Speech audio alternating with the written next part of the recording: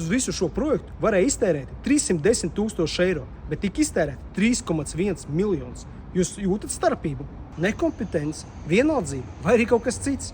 Un šoreiz tā ir Zemkopības ministrija, kura izbūvē elektrouzlādes stacijas, kuras nemaz nav vajadzīgas, ir ļoti dārgas un netiek lietotas, jo nav tā autoparka. Šeit mēs arī varam redzēt šīs dārgās iekārtas. Un ko tad konstatē valsts kontrole? Valsts kontrole konstatē to, ka varēja izvēlēties citas iekārtas un iekamēt 90% no tiem līdzekļiem, kas tika iztērēti. Tātad 2,7 miljoni mūsu ar jums naudas ir iztērēti lieki. Un man ir jautājums, kurš tad tagad atbildēs par šo?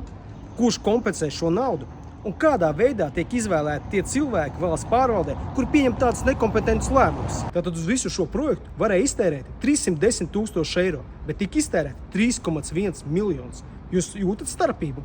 Mums nepietiek naudas algām skolotājiem, ārstiem, policistiem.